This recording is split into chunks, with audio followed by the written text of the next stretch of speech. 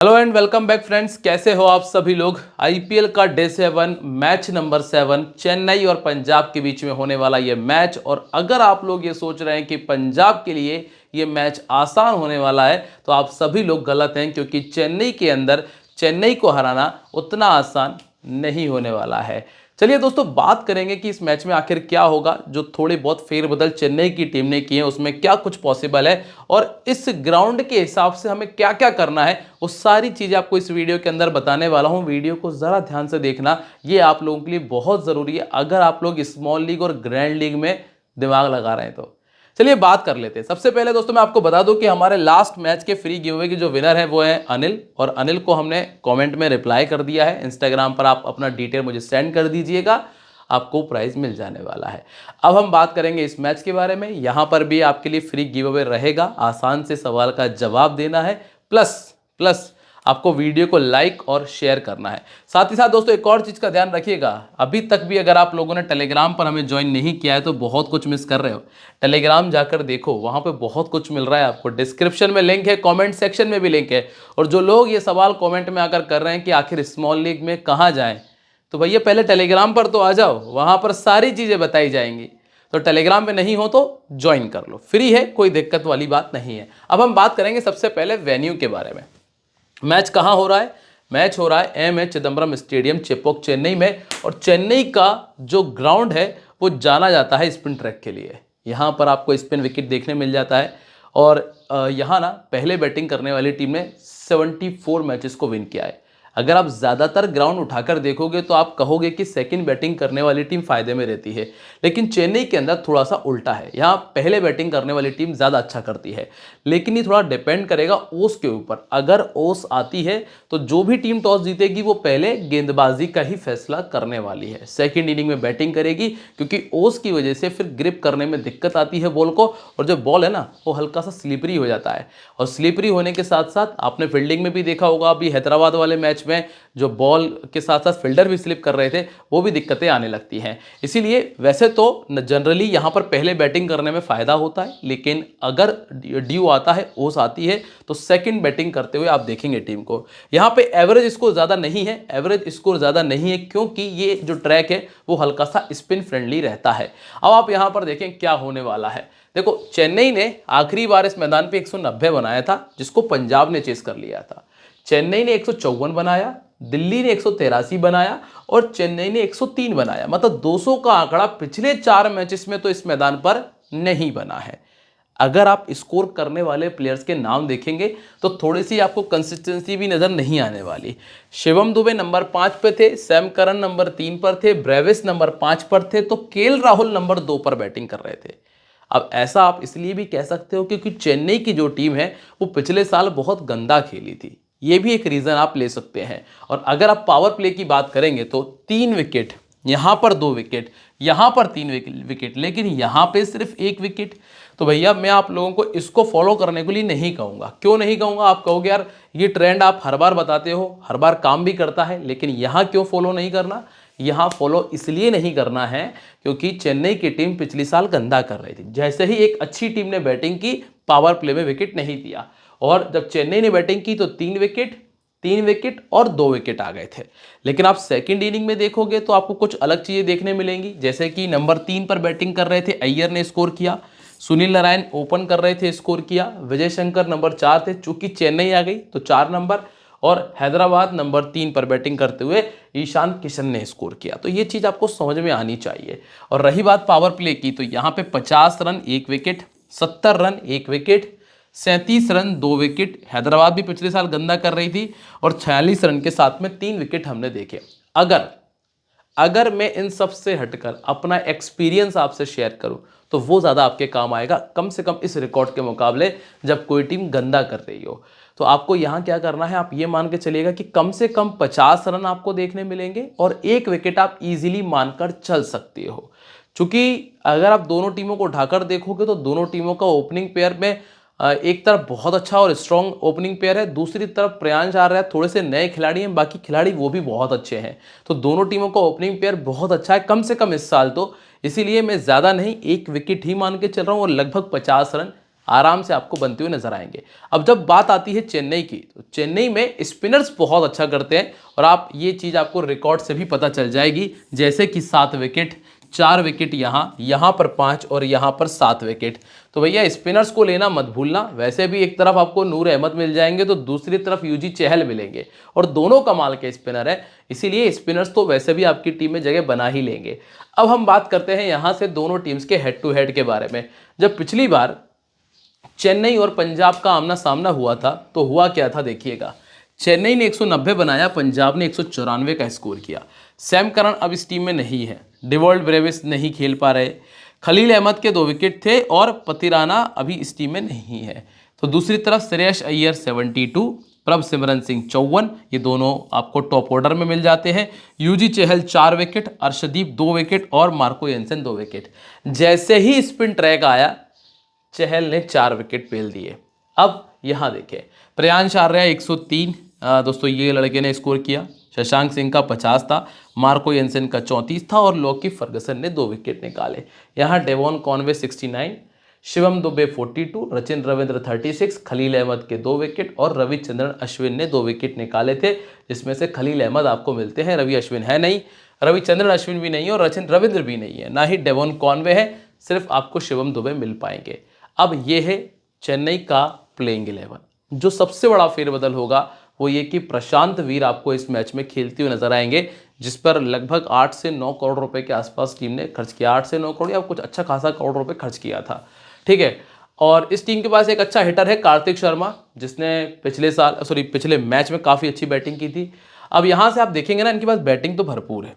कहाँ तक बैटिंग है? जेमी ओवरटन और प्रशांत वीर आते हैं तो ये भी थोड़ी बहुत बैटिंग कर लेते हैं। तो कुल मिलाकर बैटिंग में कोई कमी नहीं है, बस ये है कि कुछ नए खिलाड़ी हैं, ये कह सकते हो आप। ये आगे आने वाले समय के लिए इन्वेस्टमेंट है, आगे आने वाले लगभग 7 से 10 साल का इन्वेस्टमेंट आप कह सकते हो, ठीक है। गायकवाड़ और संजू सैमसन आपको ओपन करते हुए नजर आएंगे, Mhatre number 3, shot number 4, Dubey number 5, Kartik Sharma और प्रशांत वीर आपको मिल जाने वाले हैं। नई गेंद के साथ में आपको मैट हेनरी मिलेंगे। मैट हेनरी ने पिछले मैच में पहली दूसरी गेंद पर ही सूर्यवंशी का कैच आप बिल्कुल गेंद खड़ी कर दी थी, वो अलग बात है कि फिल्डर ने कैच ड्रॉप कर दिया।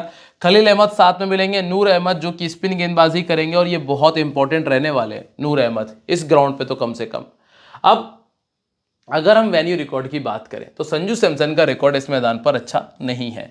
ऋतुराज गायकवाड़ का रिकॉर्ड इस मैदान पे बहुत अच्छा है क्योंकि होम ग्राउंड है, 650 100 बनाया, महात्रे का 18 का एवरेज है और शिवम दुबे का 31 का एवरेज है और 2 बार 50 से ऊपर का स्कोर है। गेंदबाजी में अंशुल कंबोज के पास 2 विकेट्स है। नूर अहमद जैसे ही स्पिन ट्रैक आया, देखो ऑलमोस्ट डबल विकेट है, 7 बॉल में 13 विकेट्स निकाले हैं, तो ये चीज़ आपको समझ में आ रही होगी। और इसके बाद है खलील अहमद, जिन्होंने 11 इनिंग में 14 विकेट निकाले हैं इस मैदान पर, इनका रिकॉर्ड भी बड़ा तगड़ा आपको देखने मिलेगा। अब सबसे पहले अगर हम बात करें टीम के कैप्टन ऋतुराज गायकवाड़ के बारे में, तो ऋतुराज गायकवाड़ ने पंजाब के सामने अच्छी बैटिंग नहीं की है। पिछले मैच में भी फंस रहे थे, जल्दी आउट हो गए और पिछले 2 सालों में लगभग 40 का एवरेज है। जब टीम पहले बैटिंग करती है तो ज़्यादा अच्छा खेल जाते हैं। लेफ्ट आर्म फास्ट बॉलिंग के सामने ये 2 बार पहले भी आउट हुए हैं। अर्शदीप ने इनको 3 बार पहले आउट किया है और यूजी चहल ने भी इनको 2 बार आउट किया। स्ट्राइक रेट यहाँ पर आपको कम देखने मिलेगा और यहाँ पर भी कम देखने मिलेगा। मतलब अगर आप रिस्क लेना चाहते हैं, अगर आप चाहते हैं कि एक रिस्क ले लिया जाए, तो गायकवाड़ को आप छोड़ने का जो रिस्क है वो उठा सकते हैं अर्शदीप की दम पर। तो अर्शदीप सिंह यहाँ पर एक अच्छी चॉइस बनते हैं। नंबर 2 पर आपको मिलते हैं संजू सैमसन। संजू सैमसन पंजाब के सामने 32 का एवरेज है और पिछले 1 से 1.5 साल में लगभग 40 का बैटिंग एवरेज है। दोनों इनिंग में रिकॉर्ड बहुत अच्छा है, रीसेंट फॉर्म तगड़ा है, पर एक कमजोरी जो पकड़ी गई थी और उसी का नतीजा था कि बोल्ड हो गए थे लास्ट मैच के अंदर, वो भी लेफ्ट आर्म मीडियम से। और लेफ्ट आर्म मीडियम आपको अर्शदीप मिल सकते हैं यहाँ पे। बाकी यूजी चहल ने इनको भी 5 बार आउट किया है, तो अब चहल की तो वैसे भी ज़रूरत बढ़ गई है आपकी टीम के अंदर। नंबर 3 पर आपको मिलते हैं आयुष महात्रे। आयुष महात्रे का फॉर्म थोड़ा सा डगमगाया सा मैंने देखा है। अंडर 19 वर्ल्ड कप में भी खेले थे, थोड़ा स्लो ही खेले थे, 1-2 50 हमने देखे, कुछ मैचेस में छोटे छोटे से कैमियो थे 20-20 25-25 रन के। तो हाल फिलहाल में आयुष महात्रे को मैं थोड़ा सा छोड़ के चलूंगा। 33 का बैटिंग एवरेज है इनका आईपीएल के अंदर और सेकंड बैटिंग करते हुए एक 50 का स्कोर इन्होंने किया हुआ है। नंबर 4 पर आपको मिलते हैं मैथ्यू शॉर्ट। मैथ्यू शॉट से कुछ ओवर कराए जा सकते हैं अगर स्पिन ट्रैक रहा तो, पहली चीज। इसके बाद अगर आप बैटिंग की बात करें तो दोस्तों खिलाड़ी अच्छा है। अब लास्ट मैच में आउट हो गया, वो एक अलग सिचुएशन है। 36 का एवरेज है, दोनों इनिंग में 4-4 50 इन्होंने किया है। ये खिलाड़ी मेरी टीम में जगह बनाने वाला है। इसके बाद नंबर 5 पर आपको मिलते हैं शिवम दुबे। शिवम दुबे गेंदबाजी अभी शायद उतनी आपको देखने ना मिले, लेकिन अगर आप बल्लेबाजी की बात करें, स्पिन को बहुत कमाल खेलते हैं। और अगर लास्ट मैच की ही बात करूं तो पहली गेंद पे ही आते ही छक्का लगाया था, अगली गेंद पर खाली तीसरी गेंद पे आउट, ऐसा कुछ हमने देखा भी था। अब सामने जडेजा थे, जडेजा ने इनको काफ़ी गेंदबाजी की हुई है नेट्स में, उन्हें पता है कि इनकी क्या कमजोरियां हैं, तो वो समझ रहे थे। 35 का बैटिंग एवरेज है, बाकी स्पिन को अच्छा खेलते हैं। सामने वाली टीम में ज़्यादा स्पिन गेंदबाजी तो नहीं है अभी हाल फिलहाल में, लेकिन हाँ ये आपके लिए एक अच्छा ऑप्शन है। इसके बाद अर्शदीप सिंह इनको 3 बार आउट कर चुके हैं, तो अर्शदीप सिंह और यूजी चहल, इन दोनों की चर्चाएं थोड़ी सी बढ़ती हुई मुझे नजर आ रही हैं। अब आप आएंगे नंबर 6 पे, जहां कार्तिक शर्मा मिल रहे हैं। अभी दोस्तों नए टैलेंट को मैं थोड़ा सा और देखना चाहूंगा खेलते हुए, इसलिए कार्तिक शर्मा पर मैं भी उतना दिमाग नहीं लगा रहा हूं। जेमी ओवर्टन, दोस्तों जेमी ओवर्टन बैटिंग के भरोसे इन्होंने लास्ट मैच में 43 का स्कोर किया था। इस मैच में शायद उतना बड़ा स्कोर ना आ पाए, क्योंकि लास्ट मैच था फास्ट बॉलिंग के हिसाब से विकेट, ये विकेट है स्पिनर के हिसाब से, और जब स्पिनर की बात आ जाएगी ना तो वहां पर फंसना लाजमी है, और इसीलिए जेमी ओवर्टन मेरे लिए उतने अच्छे पिक नहीं है, खासतौर से स्पिन ट्रैक पर। 27 इनिंग में 27 विकेट इन्होंने निकाले हैं, 1 विकेट पर मैच के हिसाब से चलते हैं, और लेफ्ट आर्म मीडियम इनको दिक्कत देता है मार्को येंसन, और आपको मिलते हैं अर्शदीप सिंह जो इनको परेशान कर सकते हैं। इसके बाद नंबर 8 पर आप आएंगे तो यहाँ आपको खलील अहमद मिल जाएंगे, जिनका इस मैदान का रिकॉर्ड अच्छा है, तो आप कम से कम 1 विकेट इनसे मानकर चल सकते हैं। खलील अहमद आपके लिए एक अच्छी चॉइस है। नूर अहमद की भी बिल्कुल वैसी ही कंडीशन रहेगी, क्योंकि स्पिन ट्रैक रहेगा, तो नूर अहमद आप टीम में रख के चले। और इसके बाद अंशुल कंबोज, जिनको 2 विकेट मिले थे, पर मैं अभी इनको प्रेफर नहीं कर रहा हूं। और इसके बाद है मैट हेनरी बहुत अच्छा गेंदबाज है, अगर ये पहली इनिंग में गेंदबाजी करे तो, क्योंकि पहली इनिंग में आप इनको डेथ ओवर में देखेंगे, और वैसे भी लास्ट मैच में पहले ही ओवर में लगभग विकेट निकाल दिया था सूर्यवंशी का, अगर कैच पकड़ लिया जाता। इसके बाद लास्ट में नाम है प्रशांत वीर का, जिन पे काफ़ी पैसे खर्च किए गए थे। प्रशांत वीर 9 इनिंग 12 विकेट इनके खाते में है, और 28 का बैटिंग एवरेज है। ठीक है, ये खिलाड़ी बहुत अच्छा है। प्रशांत वीर पे आप ग्रैंड लीग में रिस्क लीजिएगा, एज अ प्लेयर जरूर पटकिएगा टीम के अंदर। हम बात कर लेते हैं पंजाब के बारे में। देखो पंजाब के पास ना बैटिंग की कमी नहीं है, और ये लास्ट मैच में आपने देख भी लिया होगा, जब जेवियर बटलेट ने आकर मैच को जिता दिया। सिर्फ 3 प्लेयर हैं जो बैटिंग नहीं कर पाते, अर्शदीप, विजय कुमार और यूजी चहल। इन तीनों को छोड़कर ऑलमोस्ट पूरी टीम बैटिंग कर लेती है, इसीलिए ये टीम इस बार भी फेवरेट है। और इस टीम के ओपनर्स आपको मिलते हैं प्रभ सिमरन और प्रियांश आर्या। नंबर 3 पे कूपर कोनोली हैं, जो कि स्पिन को काफ़ी अच्छा खेलते हैं। ये तो खैर खेलते ही हैं स्पिन को अच्छा। अब अगर हम यहाँ पर सबसे पहले बात करें प्रियांश आर्या के बारे में, जिन्होंने लास्ट मैच में कुछ खास किया नहीं था, हालांकि आउट बाउंड्री पर ही हुए थे, लेकिन हालांकि जल्दी आउट हुए थे। इसके बाद प्रभ सिमरन सिंह, जिनका 36 का एवरेज है, और श्रेयस अय्यर का 40 का बैटिंग एवरेज, 1 बार 50 से ऊपर का स्कोर है। नेहाल वडेरा का 31 का बैटिंग एवरेज है, शशांक सिंह का 48 का बैटिंग एवरेज है, और मार्कस स्टोइनिस एवरेज थोड़ा ज़्यादा आपको देखिएगा, क्योंकि नॉट आउट रहे हैं ज़्यादातर। इसके बाद गेंदबाजी में येंसन को 4 विकेट, अर्शदीप को 5, और यूजी चहल को 13 में 14 विकेट्स इस मैदान पर पहले भी मिल चुके हैं। सबसे पहले अगर हम बात करें यहाँ पे प्रभ सिमरन सिंह के बारे में, देखो प्रभ सिमरन सिंह का सीधा सा काम है कि बैट चलाना है। अब बैट चलाते चलाते चाहे 100 बन जाए, चाहे पहली गेंद पर ही आउट हो जाए, इसलिए प्रभ सिमरन सिंह ना हमेशा एक रिस्की चॉइस में ही रहेंगे। अगर आप रिस्क लेना चाहते हैं बिल्कुल रखिए, जैसे कि पिछले मैच में 37 का स्कोर भी कर दिया था, 29 का बैटिंग एवरेज है, दोनों इनिंग में 2-2 50 हैं, और ऑर्थोडॉक्स के सामने 3 बार आउट हो चुके हैं।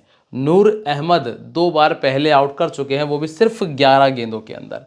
172 का स्ट्राइक रेट है, लेकिन मैं फिर भी कहूँगा कि ये अच्छा है, क्योंकि प्रभ सिमरन सिंह ज़्यादा बल्ला चलाते हैं तेज।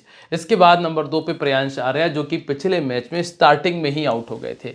अंतर्राष्ट्रीय में इनका 30 का बैटिंग एवरेज है, 4 50 और 100 का स्कोर किया है, अंतर्राष्ट्रीय नहीं होता डोमेस्टिक में। ऑर्थोडॉक्स गेंदबाजी के सामने 3 बार और लेग स्पिन के सामने भी 3 बार आउट हुए हैं। ऑर्थोडॉक्स मिल सकते हैं प्रशांत वीर, लेग स्पिनर सामने वाली टीम में नहीं है।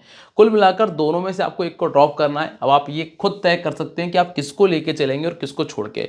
अगर आप सेफ जाना चाहते हैं थोड़ा सा, तो आप प्रियांश आर्या को रख सकते हैं। अगर आप थोड़ा सा रिस्क लेना चाहते हैं तो फिर आप किसको, प्रभसिमरन सिंह को टीम में जगह दे सकते हैं। अब नंबर 3 पर आपको मिलते हैं कूपर। कूपर ने, जो कि पिछले मैच में बहुत कमाल बैटिंग की, गेंदबाजी के लिए भी 1-2 मैचेस और रुकना पड़ेंगे, लगभग 10 तारीख के बाद से गेंदबाजी भी शुरू कर देंगे। ठीक है, अभी इनका बैटिंग एवरेज लगभग 32 का है और 5.50 है। और दोनों इनिंग्स में अगर आप देखेंगे, पहली इनिंग में 2.50, सेकेंड इनिंग में 3.50 है और लगभग 40 का बैटिंग एवरेज। और जो लास्ट मैच में इन्होंने दिखाया भी कि मेरा 40 का एवरेज क्यों है सेकेंड इनिंग के अंदर, क्योंकि खड़े रहे एंड तक और आउट नहीं हुए। अब आप मुझे ये बताएं, आज का जो सवाल है हम कूपर कोनोली से जुड़ा हुआ ही पूछ लेते हैं कि जो कूपर है वो आज के इस मैच के अंदर आपको कितने रन बनाते हुए नजर आएंगे। ये पहला हमारा सवाल है। एक और सवाल आप लोगों से पूछा जाएगा, चलो वो भी इनसे ही रिलेटेड हम पूछ लेते हैं कि कूपर कोनोली इस मैच के अंदर कितनी बाउंड्रीज मारने वाले हैं। चौके और छक्के दोनों मिलाकर हम बात कर रहे हैं, ना सिर्फ चौके ना सिर्फ छक्के, दोनों को मिलाकर आपको कमेंट में बताना है कितने रन और कितनी बाउंड्रीज आपको करते हुए नजर आएंगे कंसीड। ठीक है, और अगर आप लोगों का जवाब सही होता है तो बिल्कुल आपको फ्री गिव अवे दिया जाएगा, जिसके लिए आपको कमेंट सेक्शन में जाकर जवाब देना पड़ेगा। ठीक है, अब अगला नाम है श्रेयस अय्यर का। देखो श्रेयस अय्यर स्पिन को अच्छा खेलते हैं, ये ध्यान रखिएगा। हालांकि चेन्नई के सामने सिर्फ 23 का ही एवरेज है, लेकिन पिछला एक साल 40 का रहा था। लास्ट मैच में थोड़ा जल्दी से आउट हो गए, लेकिन कुल मिलाकर ये कहूँगा कि ये 2 प्लेयर ऐसे हैं, कूपर और अय्यर, ये इंपॉर्टेंट पिक है। ठीक है, इनको खलील ने 3 बार आउट किया है, क्योंकि आप देखेंगे लेफ्ट आर्म मीडियम इनको परेशान करता है। यही एक रीज़न आपको यहाँ दिख भी रहा है, क्योंकि खलील अहमद लेफ्ट आर्म भी है। इसके बाद निहाल वडेरा अच्छे प्लेयर है, पर मैं अभी इन पे रिस्क नहीं ले रहा हूँ। ये कादे का आप जीएल की टीम में रखिएगा, ये एज अ प्लेयर आपके जीएल में काम आ जाएंगे, पर स्मॉल लीग में नहीं है। लेफ्ट आर्म के सामने ये भी 4 बार आउट हुए, तो खलील अहमद इनको भी परेशान कर सकते हैं। इसके बाद अगला नाम आता है शशांक सिंह का। वही स्थिति जो हम निहाल वडेरा के लिए डिस्कस कर रहे थे कि एक आधे एक मैच में तो समझ में आता है, ज़्यादा नहीं रख पाओगे। शशांक सिंह भी आपके सिर्फ जीएल में ही काम आ पाएंगे। ठीक है, 3 बार इनको ऑर्थोडॉक्स ने आउट किया है। प्रशांत वीर इनको परेशान करेंगे। दोनों इनिंग्स में रिकॉर्ड अच्छा है और चेन्नई के सामने रिकॉर्ड अच्छा है, पिछले 1 साल में बेहतर रिकॉर्ड है। ओवरऑल शशांक एक अच्छा ऑप्शन है। मार्कस स्टोइनिस से गेंदबाजी नहीं कराई गई, अगर गेंदबाजी करते तो हम थोड़ा विचार करते, चूंकि इम्पैक्ट प्लेयर की वजह से ऑलराउंडर्स का रोल तो वैसे भी खत्म हो जाता है, इसीलिए मार्कस स्टोइनिस आपको उतनी गेंदबाजी करते हुए नजर नहीं आएंगे। एवरेज 28 का है, 5.50 है और लेफ्ट आर्म मीडियम के सामने ये भी 5 बार आउट हो चुके हैं। और आप बड़ी कमाल की बात देखेंगे कि खलील अहमद ने इनको भी 2 बार आउट किया है। तो कुल मिलाकर हम खलील अहमद की तरफ तो नज़र घुमा सकते हैं। खलील अहमद आपके लिए एक इंपॉर्टेंट पिक बन सकते हैं। इसके बाद दोस्तों मार्को येंसन रखना है हमें अर्शदीप सिंह के साथ में। मार्को येंसन अर्शदीप सिंह दोनों एक बेटर ऑप्शन है। इसके बाद जेवियर बटलेट 31 इनिंग में 41 विकेट ये निकाल चुके हैं। और अर्शदीप सिंह जो कि काफ़ी परेशान कर रहे हैं अभी चेन्नई की टीम को, ये भी आपके लिए एक अच्छा ऑप्शन है। विजय कुमार को लास्ट मैच में विकेट मिले थे, बहुत अच्छी गेंदबाजी की थी बंदे ने, और ये जो विकेट है ना ये इनके हिसाब का भी है। पर अभी के लिए मैं विजय कुमार को छोड़ूंगा, क्योंकि हमारी बैटल थोड़ी ज़्यादा बन रही है अर्शदीप के साथ में, और यूजी चहल हमारी टीम में जगह बनाने वाले हैं, चाहे इनका रिकॉर्ड जैसा भी हो। अभी तो मैंने देखा भी नहीं, 20 में 23 है और 29 में 36 विकेट्स हैं। अब हम बात कर लेते हैं यहाँ पे कैप्टन वाइस कैप्टनसी के बारे में। कैप्टन वाइस कैप्टनसी में आप देखोगे कूपर, श्रेयस अय्यर और संजू सैमसन बहुत कमाल चॉइस है। मार्को येंसन, मैथ्यू शॉट और गायकवाड़ को हम जीएल में ट्राई कर सकते हैं। क्या कहता है हमारा टीम कॉम्बिनेशन, जरा समझिएगा। संजू सैमसन हमारे कप्तान है, प्रभसिमरन सिंह को हमने टीम में रखा हुआ है। हालांकि प्रभसिमरन सिंह ऑब्लिक यहाँ पे हम प्रियांश आर्या में से किसी को जगह दे सकते हैं। Shreyas Iyer, Ruturaj Gaikwad, Matthew Short, Marco Jansen, Cooper Connolly हमारी टीम में है। इसके बाद यूजी चहल, अर्शदीप। देखो मैंने बताया ना कि स्पिनर दोनों लेफ्ट आर्म मैंने पटके हैं। मैट हेनरी और नूर अहमद मेरी टीम में जगह बना रहे। अब 1 या 2 फेरबदल होंगे, वो उस सिचुएशन में होंगे कि कौन पहले बैटिंग कर रहा है और कौन सेकंड बैटिंग कर रहा है। ये चीज़ मैं आपको अपने टेलीग्राम पे बता दूंगा। तो अगर आप लोग टेलीग्राम पे रहोगे तो आप कुछ भी मिस नहीं करोगे, लेकिन अगर आप टेलीग्राम पे नहीं हो तो आपको दिक्कतें आएंगी। इसलिए कह रहा हूँ ज्वाइन कर लीजिए, फ्री है, लिंक डिस्क्रिप्शन में है, जाकर ज्वाइन करो। मिलेंगे आप लोगों से अपनी अगली वीडियो में, तब तक के लिए दोस्तों बाय, जय हिंद।